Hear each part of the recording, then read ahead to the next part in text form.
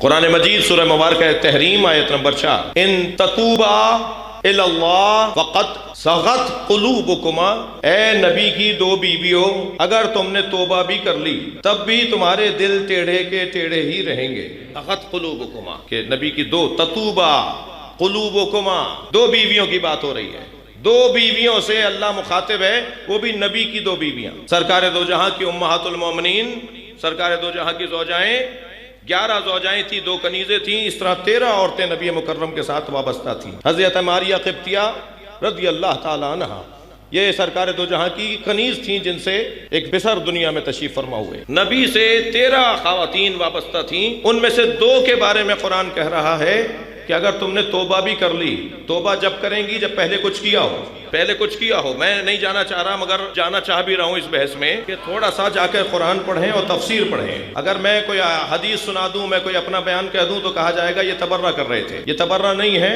یہ قرآن کی ایک حقیقت ہے، یہ الہی پیغام کا ایک بیان ہے۔ اگر تم دونوں نے توبہ بھی کر لی، اللہ کی طرف رجوع بھی کر لیا، ان تتوبا الی اللہ، اللہ کی طرف رجوع بھی کر لیا، فقد صغت قلوبکما تو تمہارے دل ٹیڑھے کے ٹیڑھے ہی رہیں گے۔ اس کے بعد والا جملہ دیکھیے ذرا، وَإِن تَظَاهَرَ عَلَيْهِ، اگر تم دونوں نے میرے نبی پہ چڑھائی کی، مظاہرہ، روب ڈالنا، دباؤ ڈالنا، پریشر ڈالنا، ان تظاہر علیہ، اگر تم دونوں نے، تثنیہ کا صیغہ ہے، اگر تم دونوں نے میرے نبی پہ چڑھائی کی، فَإِنَّ اللَّهَ هُوَ مَوْلَاهُ، تو جان لو کہ نبی کا مولا اللہ ہے۔ بہت شکریہ آپ کی توجہ ہے، ان اللہ ہوا مولا، تو جان لو نبی کا مولا اللہ ہے۔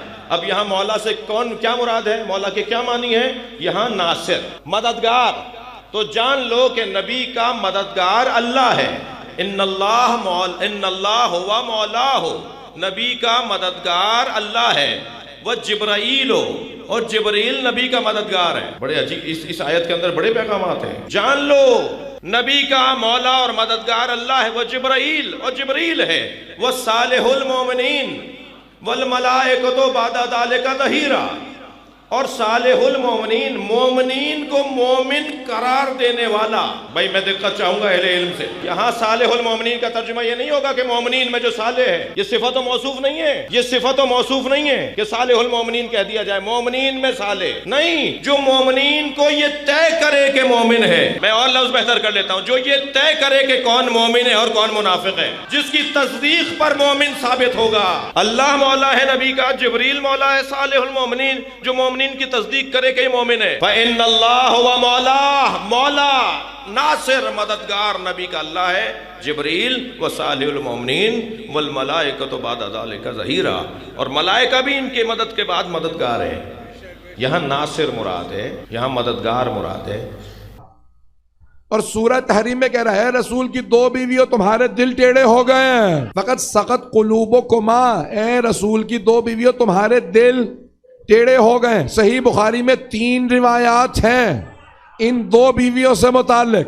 اللہ کی عادت نہیں کہ نام بتائے، اللہ کردار بتاتا ہے، صفات بتاتا ہے، تلاش آپ کو مجھے خود کرنا ہوتا ہے۔ وہ صفات ایسی بتاتا ہے کہ تلاش خود کرنا ہوتا ہے۔